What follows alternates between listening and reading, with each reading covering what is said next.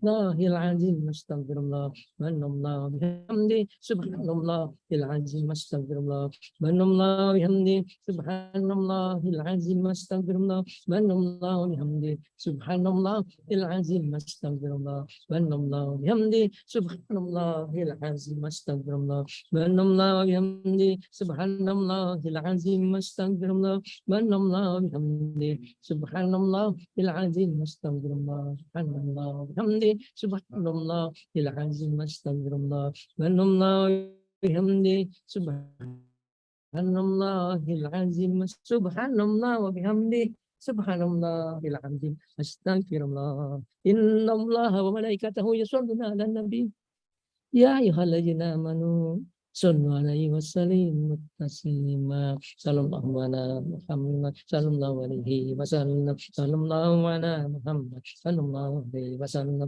sallallahu ala Muhammad sallallahu alaihi wasallam sallallahu ala Muhammad sallallahu alaihi wasallam sallallahu ala Muhammad sallallahu alaihi wasallam sallallahu ala Muhammad sallallahu alaihi wasallam sallallahu ala Muhammad sallallahu alaihi wasallam sallallahu ala Muhammad sallallahu alaihi wasallam sallallahu ala Muhammad alaihi wasallam sallallahu ala Muhammad sallallahu alaihi wasallam sallallahu ala Muhammad sallallahu alaihi wasallam sallallahu ala Muhammad sallallahu alaihi wasallam sallallahu ala Muhammad sallallahu alaihi wasallam sallallahu ala Muhammad sallallahu alaihi wasallam sallallahu ala Muhammad sallallahu alaihi wasallam sallallahu ala Muhammad sallallahu alaihi wasallam sallallahu ala Muhammad sallallahu alaihi wasallam sallallahu ala Muhammad sallallahu alaihi wasallam sallallahu ala Muhammad sallallahu alaihi wasallam sallallahu ala Muhammad sallallahu alaihi wasallam sallallahu ala Muhammad sallallahu alaihi wasallam sallallahu ala Muhammad sallallahu alaihi wasallam sallallahu ala Muhammad sallallahu alaihi wasallam sallallahu ala Muhammad sallallahu alaihi wasallam sallallahu ala Muhammad sallallahu alaihi wasallam sallallahu ala Muhammad sallallahu alaihi wasallam sallallahu ala Muhammad sallallahu alaihi wasallam sallallahu ala Muhammad sallallahu alaihi wasallam sallallahu ala Muhammad sallallahu alaihi wasallam sallallahu ala Muhammad sallallahu alaihi wasallam sallallahu ala Muhammad sallallahu alaihi wasallam sallallahu ala Muhammad sallallahu alaihi wasallam sallallahu Muhammad wasallam sallallahu ala Muhammad sallallahu alaihi wasallam sallallahu ala Muhammad sallallahu alaihi wasallam sallallahu ala Muhammad sallallahu alaihi wasallam sallallahu ala Muhammad sallallahu alaihi wasallam sallallahu ala Muhammad sallallahu alaihi wasallam sallallahu ala Muhammad sallallahu alaihi wasallam sallallahu ala Muhammad sallallahu alaihi wasallam sallallahu ala Muhammad sallallahu alaihi wasallam. Mari kita berdoa. Kita doa yang khusyuk dengan hati menghadap kepada Allah Subhanahu wa taala. Fa idza zalaka ibadi anni wa inni qarib ujibu da'wat da'i idza da'an. Kalau mereka bertanya kata Allah, katakan aku dekat. Allah dekat sekali kepada kita. Dia sudah berjanji mengabulkan doanya orang yang sungguh-sungguh berdoa memohon kepada Allah. Ya sekarang kita sungguh-sungguh berdoa, penuh yakin mengabulkan doa kita. Amin. Subhanallah walhamdulillah wa la ilaha illallah wallahu akbar walhamdulillah wa la ilaha illallah adada ma'alimullah wa zinata ma'alimullah wa mil'an ma'alimullah.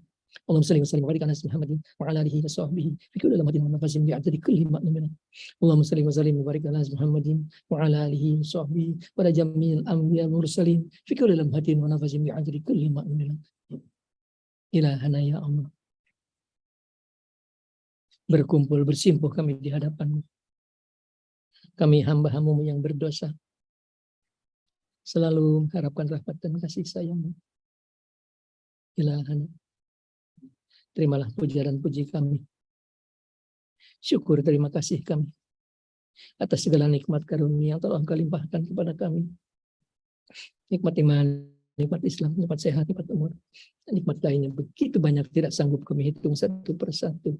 Terima kasih ya Allah, matur nuwun, nuhun Gusti ya Allah, walakal hamdu kullu, walakal syukru kullu, walakal mulku kullu, walakal khalqu kullu biyadikal khair kullu, wa ilaika yarji'ul amru kullu. Limpahkan rahmat dan kasih sayang, limpahkan rahmat, taufik, hidayah, inayah, magfirah. Maafkan segala kesalahan kami ya Allah. Maafkan segala kekurangan kami. Ampuni segala dosa-dosa kami ya Allah. Ampuni segala dosa-dosa kami. Bersihkan hati kami dari segala dosa dan penyakit hati.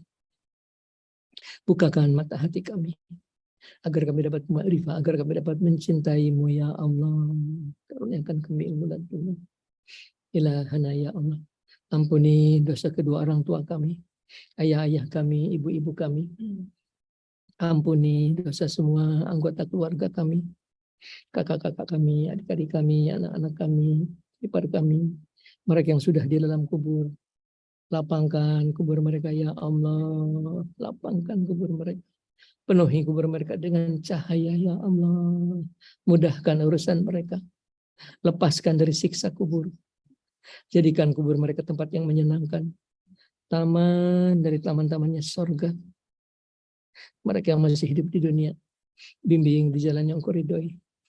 Selamatkan dunia mereka. Selamatkan akhirat mereka ya Allah. Ya Allah. Ampuni dosa semua saudara-saudara kami muslimin dan muslimat, bil khusus sebangsa setanah air. Ampuni mereka ya Allah. Rahmat-Mu lebih luas dari dosa-dosa mereka. Rahmat-Mu lebih luas dari maksiat mereka. Berikan mereka kekuatan agar dapat melaksanakan perintah. Berikan mereka kekuatan agar dapat menjauhi semua larangan-Mu. Wala haula wala quwwata illa bika, wala haula wala quwwata illa bika. Ilahana ya Allah. Engkaulah Tuhan kami. Berfirman di dalam kitab suci-Mu. Yamhullahu may yasya'u wa yusbitu 'indahumul kitab. Kalaulah tertulis dalam kitab-Mu, kamu harus meninggal dunia di bulan ini atau di tahun ini, hapuskanlah tulisannya ya Allah. Hapuskanlah tulisannya. Kalaulah tertulis dalam kitab-Mu, kamu harus meninggal dunia di bulan ini atau di tahun ini, hapuskanlah tulisannya ya Allah. Ya Allah. Kalaulah tertulis dalam kitab-Mu, anak-anak kami, cucu-cucu kami, mantu-mantu kami harus meninggal dunia di bulan ini atau di tahun ini, hapuskanlah tulisannya ya Allah. Kalaulah tertulis dalam kitab-Mu, anak-anak kami, cucu-cucu kami, mantu-mantu kami harus meninggal dunia di bulan ini atau di tahun ini, hapuskanlah tulisannya ya Allah. Berikan kami tambahan umur yang banyak sampai umur kami di atas 90 tahun, di dalam sehat, di dalam taat kepadamu, di dalam ridho-Mu. Berikan kami tambahan umur yang banyak ya Allah, sampai umur kami di atas 90 tahun, di dalam sehat, di dalam taat kepadamu, di dalam ridho-Mu. Jauhkan dari ajab sengsara dunia akhirat ya Allah. Jauhkan dari godaan setan. Jauhkan mereka dari kami, sebagaimana jauhnya mereka dari rahmat Engkau. Putuskan mereka dari kami, sebagaimana putusnya mereka dari rahmat Engkau. Berikan kami kekuatan iman Islam ya Allah, kekuatan lahir, batin, jasmani, rohani. Berikan kami kekuatan agar dapat melaksanakan segala perintah-Mu. Berikan kami kekuatan agar dapat melaksanakan segala perintah-Mu. Berikan kami kekuatan agar dapat menjauhi semua larangan-Mu. Berikan kami kekuatan agar dapat menjauhi semua larangan-Mu. Berikan kami kekuatan agar kami dapat bersyukur atas segala nikmat yang Kau limpahkan. Berikan kami kekuatan agar kami dapat bersabar setiap langkah hidup yang kami jalani. Wala haula wala quwwata illa bika, wala haula wala quwwata illa bika, wala haula wala quwwata illa bika. Ilahana ya Allah. Limpahkan kami rezeki yang luas, yang banyak, yang halal untuk kami ibadah kepadamu ya Allah. Limpahkan kami rezeki yang banyak, yang halal untuk kami ibadah kepadamu. Allahumma salli wa sallim wa barik ala Muhammadin bi adadi anwa'i rizqi wa butuha. Ya basyidul ajab syutur rizqi liman yasha bi ghairi hisab. Ubsud alaina rizqan halalan, ubsud alaina rizqan wasi'an halalan, ubsud alaina rizqan wasi'an halalan min kulli jihatin min huzaini wa bika. Bijurmanati mahlukin bimahdi barika wa karomika ya Rahman. Ilahana, sembuhkan kami dari segala penyakit yang sedang kami derita ya Allah. Sebagian dari kami ada yang sakit autoimun, ada yang sakit kanker, ada yang sakit darah tinggi, ada yang sakit diabetes, ada yang sakit bermacam-macam penyakit. Apapun penyakit mereka, sembuhkan segala penyakit mereka ya Allah. Sembuhkan segala penyakit kami ya Allah. Anta syafi, anta syafi la syifa'uka syifaan la yursakuman ya Allah. Sembuhkan segala penyakit yang kami derita ya Allah. Untuk bekal kami ibadah kepadamu ya Allah. Memohon kami kehadirat-Mu. Jadikan kami dan seluruh keturunan kami, anak-anak, cucu-cucu, cicit-cicit, orang-orang yang saleh-salehah, orang-orang yang takwa kepadamu, jauhkan dari ajab sengsara dunia akhirat, jadikan dari golongan orang-orang berbahagia dunia akhirat, orang-orang yang selamat dunia akhirat. Ilahana ya Allah, memohon kami kehadirat-Mu dengan segala kekurangan kami, dengan segala kelemahan kami, dengan segala dosa dan maksiat di hati kami. Memohon kehadirat-Mu ya Allah. Tuhan kami yang maha suci, Tuhan kami yang maha kuasa, Tuhan kami yang maha agung. Memohon dengan segala keagungan cahaya wajah-Mu, dengan segala kemuliaan, ketinggian, kekuasaan diri-Mu, kabulkanlah permohonan kami. Kabulkanlah permohonan kami ya Allah. Kabulkanlah doa kami. Bikaramati Abu Fajar Ibrahim, bikaramati Abu Fajar Ibrahim, bikaramati Abu Fajar Ibrahim, bikaramati Abu Imin Binyamin, bikaramati Abu Syekh Qadir Jailani, bimu'jizati Abu Hidir alaihi salam, bimu'jizati Abu Hidir alaihi salam, bimu'jizati Abu Hidir alaihi salam, bisyafa'ati Rasulullah sallallahu alaihi Muhammadin sallallahu alaihi wasallam, bisyafa'ati Rasulullah sallallahu alaihi Muhammadin sallallahu alaihi wasallam, bisyafa'ati Rasulullah sallallahu alaihi Muhammadin sallallahu alaihi wasallam. Birahmatika ya arhamar rahimin, birahmatika ya arhamar rahimin, birahmatika ya arhamar rahimin, birahmatika ya arhamar rahimin, birahmatika ya arhamar rahimin, birahmatika ya arhamar rahimin, birahmatika ya arhamar rahimin, birahmati azizul hakim, birahmati aliyul azim, birahmatika ya qawiyyul matin, birahmatika ya ghafurur rahim, birahmatika ya salamul mu'min, birahmatika ya lam yalid wa lam yulad wa lam yakul lahu kufuwan ahad, birahmati ya qadiyal hajat, birahmati mujib da'wat. Wassalamualaikum warahmatullahi wabarakatuh. Wa ala alihi wa sahbihi wasallam adada mulkihi wa ridha nafsihi wa jalata asma'i kalimatihi. Subhana rabbika rabbil izzati amma yasifun wa salamun alal mursalin walhamdulillahi rabbil alamin. Hadratin Nabi Muhammadin sallallahu alaihi wasallam wa Abu Fajar Ibrahim al-Fatihah. Bismillahi minasyaitonir rajim. Bismillahirrahmanirrahim. Alhamdulillahi rabbil alamin. Arrahmanir rahim. Maliki yaumiddin. Iyyaka na'budu wa iyyaka nasta'in. Ihdinas siratal mustaqim. Siratal ladzina an'amta 'alaihim ghairil maghdubi 'alaihim waladdallin. Demikianlah, lebih kurangnya mohon maaf lahir batin. Assalamualaikum warahmatullahi wabarakatuh.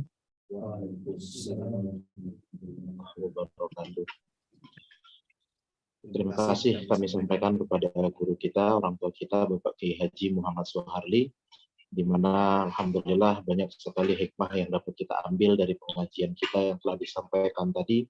Teramat banyak sekali karakter yang bisa kita ambil dari sosoknya Rasulullah yang telah disampaikan oleh guru kita tadi, di mana alhamdulillah Bapak Ibu semua mudah-mudahan Allah membukakan hati kita dan Allah bisa memberikan kepada kita kekuatan agar kita bisa mengamalkan yang telah disampaikan oleh guru kita tadi, di mana alhamdulillah hari ini 53 persis 1 tahun pengajian kita. Alhamdulillah, dan selanjutnya mengucapkan terima kasih kepada guru kami Bapak Kiai Muhammad Soeharli. Kami persilakan kepada Bapak Ustadz Ahmad Syukri LCMA Al-Amin. Kepada beliau kami persilahkan dengan segala hormat.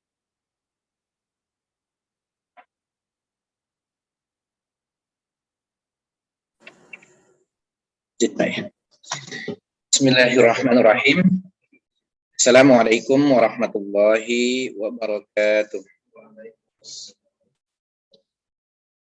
Alhamdulillah nahmaduhu wa nasta'inuhu wa nastaghfiruh. Na'udzu billahi min syururi anfusina wa min sayyiati a'malina. Man yahdihillahu fala mudilla lahu wa man yudlilhu fala hadiya lahu. Asyhadu an la ilaha illallah wahdahu la syarika lahu wa asyhadu anna sayyidana wa nabiyyana Muhammadan abduhu wa rasuluhu la nabiyya ba'dah.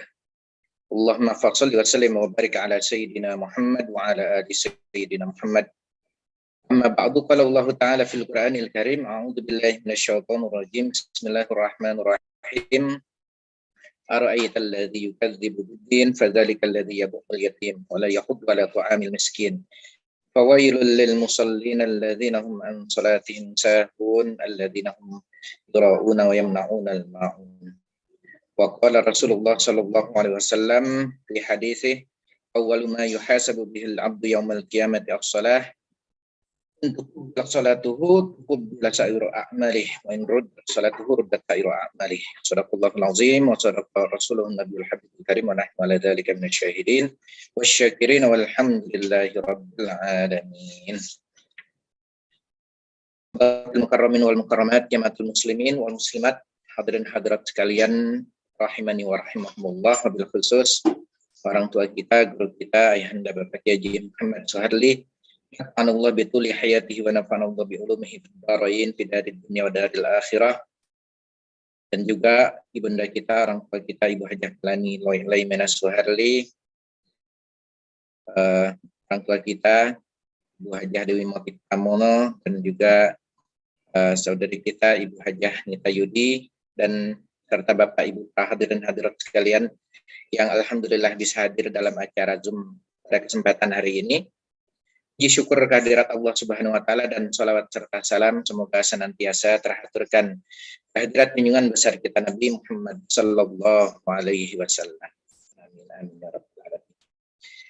Bapak Ibu sekalian yang dirahmati Allah Subhanahu wa taala, masih kita bahas pada kajian sebelumnya, yaitu kitab tentang hadis Arba'in Nawawiyah. Yang kemarin kita membahas tentang rukun Islam sampai pada pembahasan mengenai masalah sholat, ya. Disampaikan di dalam Al-Quran tadi dalam surah Al-Ma'un ayat 4 dan ayat 5. Ya. Allah berfirman, fawailul lil musallin alladzina hum an sholatihim sahun. Ya. Neraka wail, itu dalam terjemahan lainnya dikatakan celakalah. Allah mengatakan bahwa orang yang sholat, celakalah orang yang sholat. Wailul lil musallin alladzina hum an sholatihim sahun. Itu orang yang lalai di dalam sholat. Ya. Lalai dalam artian apa? Ya. Mungkin sholat dikerjakan, tapi dengan tata cara yang kurang diperhatikan. Bacaan-bacaan sholatnya, rukun-rukun sholatnya, ya. Kenapa sampai terjadi seperti ini? Terutama pada masa sekarang ini. Kalau dulu waktu mungkin pada saat saya sekolah di sekolah dasar, ya, berarti yang seusia kurang lebih sekitar 40-an tahun, 50-an tahun atas, itu di sekolah-sekolah, terutama di madrasah-madrasah, ya, mereka konsentrasi sekali mengajarkan anak-anak didiknya untuk bagaimana cara mengerjakan sholat secara baik dan benar sesuai dengan syariat Islam. Diajarkan pula rukun-rukunnya. Ya. Kan saya malu sekali saat itu kita diminta praktek untuk mengerjakan sholat. Perhatikan oleh guru kita bacaan-bacaannya, karena mereka konsentrasi dalam masalah sholat, sangat diperhatikan sekali, ya. Namun akhir-akhir ini di sekolah-sekolah, apalagi di sekolah-sekolah yang notabene bukan madrasah, ya, bukan sekolah Islam, ya, kita khawatir anak-anak kita yang kita titipkan untuk belajar pendidikan di sekolah-sekolah yang bukan berbasis Islam, saya khawatir kurang diperhatikan mengenai masalah tata cara sholat yang benar sesuai dengan yang diajarkan oleh Rasulullah SAW sesuai dengan syariatnya. Ya. Padahal di dalam hadis Rasulullah SAW sampaikan, awwalu ma yuhasabu bil abdi yaumil qiyamah as-shalah. Bukulah salatuhu bila sa'iru a'malih wa in ruddat salatuhu ruddat sa'iru a'malih. Bahwa salat itu menjadi tolak ukur. Allah belum akan menanyakan perkara-perkara kita yang lain, amal-amal kita yang lain, sebelum ditanyakan keberesan mengenai masalah sholat kita. Ini artinya apa? Ini artinya sholat itu memiliki kedudukan yang luar biasa pentingnya. Bahkan Rasulullah Shallallahu Alaihi Wasallam di dalam hadisnya, beliau meminta agar para orang tua, kita sebagai orang tua, untuk mengajarkan anak-anak kita sholat, walaupun mereka belum balik. Walaupun mereka belum balik, kita sudah diperintahkan untuk mengajarkan anak kita sholat. Usia 7 tahun sudah mulai diajarkan sholat. Usia 10 tahun belum mau mengerjakan sholat, diperintahkan untuk diberikan pelajaran, dipukul, walaupun bukan dengan pukulan yang menyakitkan, tapi pukulan yang mengajarkan bahwa sholat itu tidak boleh ditinggalkan. Ya. Baru kemudian ketika anak kita atau kita sendiri akil baligh, kita mukallaf, kita menanggung sendiri beban dosa apabila kita meninggalkan sholat dengan cara sengaja.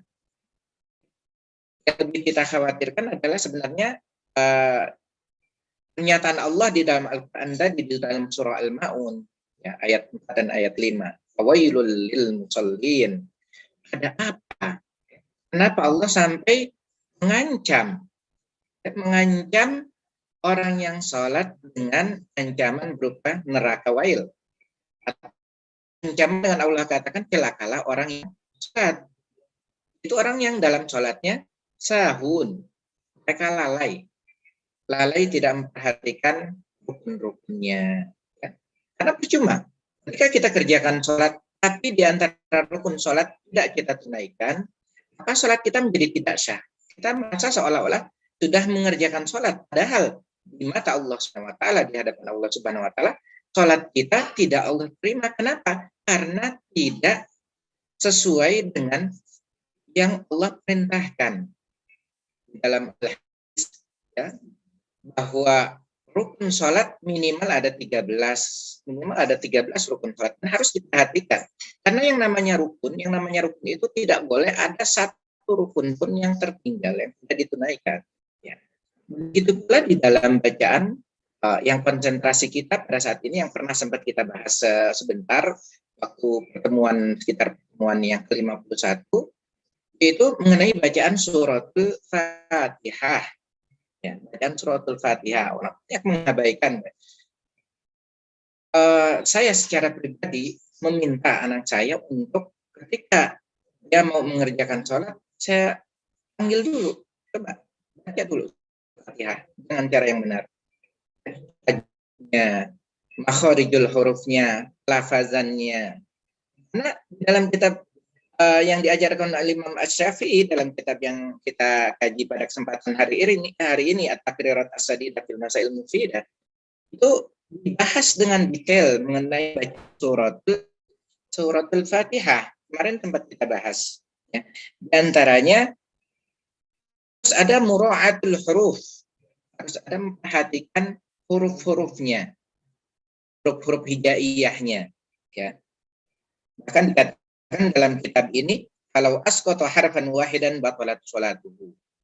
Seandainya satu huruf saja tertinggal, batalat sholatuhu, dikatakan akan membatalkan sholatnya. Kenapa? Karena Fatihahnya tidak dianggap syah membacanya, walaupun hanya sekedar satu huruf ditinggalkan.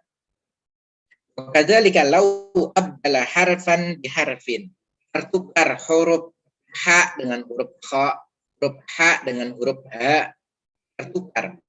Alhamdulillahi rabbil alamin, huruf ain tertukar dengan huruf alif. Alhamdulillahi rabbil alamin, yang terbaca adalah huruf alif. Ini menurut Imam Syafi'i di dalam kitabnya itu berbahaya untuk bacaan Fatihah kita. Ya.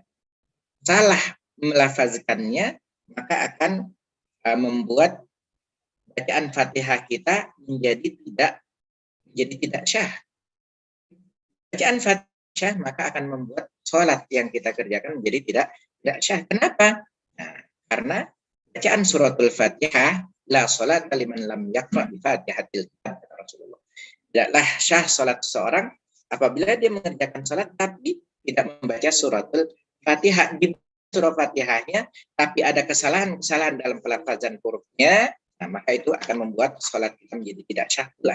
Makanya harus diperhatikan. Itu yang pertama, mura'atul huruf, memperhatikan dengan bijak, memperhatikan dengan seksama huruf-hurufnya, huruf ha, huruf ha, huruf kha, ya, Kalau di dalam YouTube yang pernah dikirimkan oleh grup kita itu detail sekali dibahas. Ya. Ada beberapa ayat yang memang agak sulit, artinya agak perlu berhati-hati. Makanya ketika membaca suratul Fatihah, bacalah dengan tartil. Baca ayat per ayat. Mulai dari bacaan Bismillahirrahmanirrahim. Ya. Kenapa? Karena Imam Syafi'i mengatakan bahwa Bismillahirrahmanirrahim itu adalah bagian daripada ayat dalam suratul Fatihah. Ya. Kalimat Bismillahirrahmanirrahim. Alhamdulillahi Rabbil Alamin. Ain harus dibaca jelas ain, bukan alamin, tapi alamin. Ar-Rahmanir Rahim. Bukan ha, bukan Ar-Rahmanir Rahim, atau bukan Ar-Rahmanir Rahim. Karena akan berbeda artinya.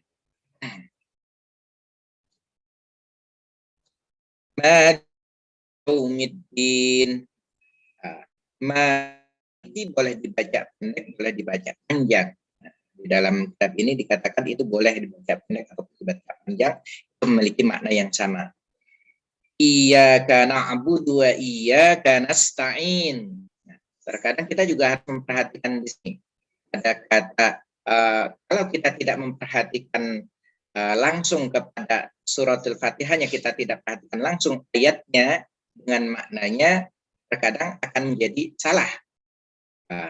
Ada kalimat iyyaka na'budu wa iyyaka nasta'in, terkadang orang membacanya kafnya itu disambung dengan na'budu.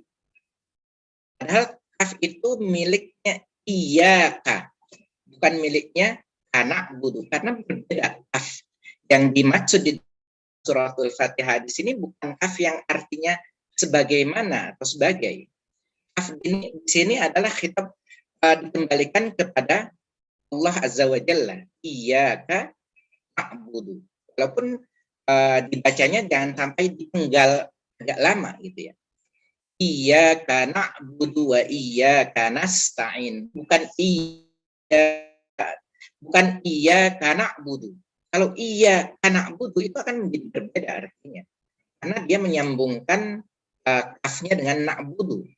Kaf di sini bukan berarti Allah Subhanahu wa taala, bukan kaf Allah Subhanahu wa taala. Ketika ia sambungkan dengan na'budu, iya hanya kepada sesuatu yang majhul, tidak diketahui. Karena na'budu sebagaimana kita menyembah. Iya nasta'in. Hanya kepada sesuatu sebagaimana kita memohon pertolongan. Nah, itu memiliki arti yang agak berbahaya gitu ya. Yang tidak diinginkan oleh apa yang dimaksud dalam suratul Fatihah.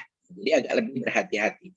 Iyyaka na'budu wa iyyaka nasta'in. Artinya di dalam benak dan pikiran kita tidak menyambungkan huruf kaf dalam suratul Fatihah ini kepada kalimat na'budu. Tapi kita sambungkan kepada kalimat iyyaka na'budu wa iyyaka nasta'in.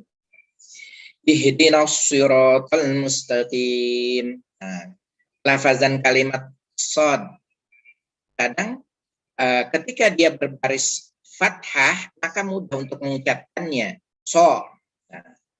So'an, sadaqallahul azim, karena berbaris fathah. Tapi ketika dia sudah berbaris dhammah atau kasrah, dia akan sedikit sulit kita untuk melafazkannya. Harus agak berhati-hati.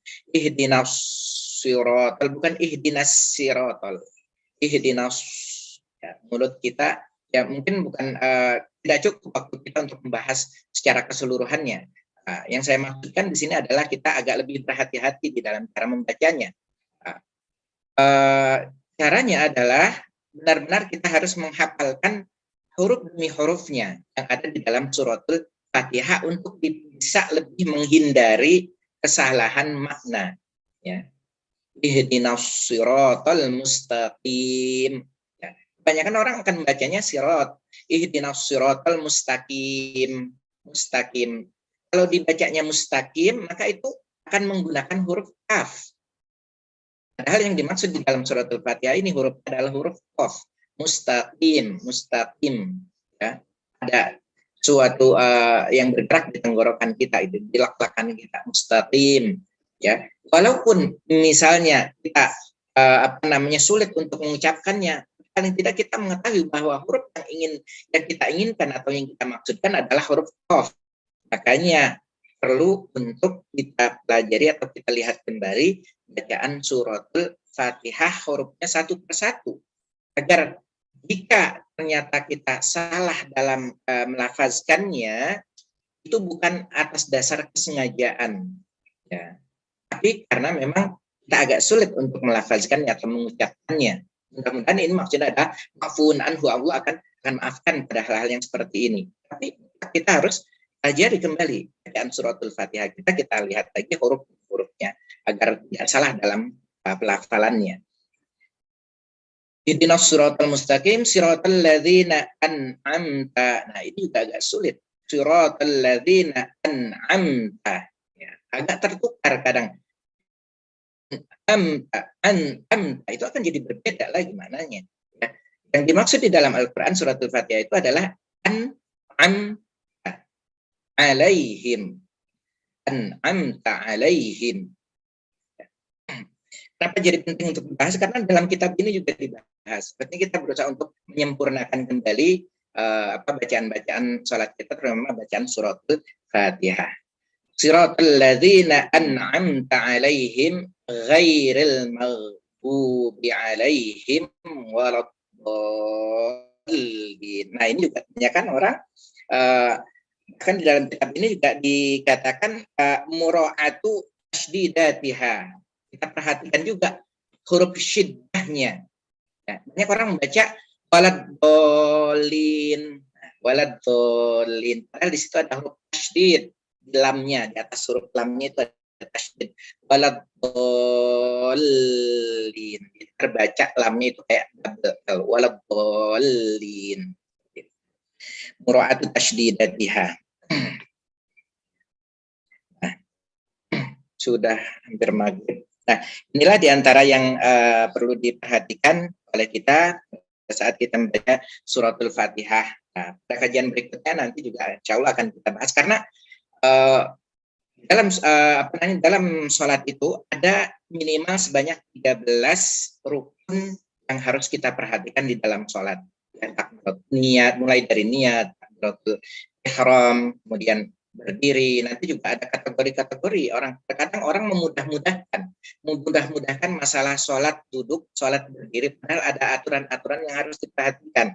Kapan waktunya boleh duduk, kapan waktunya tidak boleh duduk ketika kita mengerjakan sholat, itu harus kita perhatikan dan insya Allah akan kita kaji pada kesempatan yang berikutnya.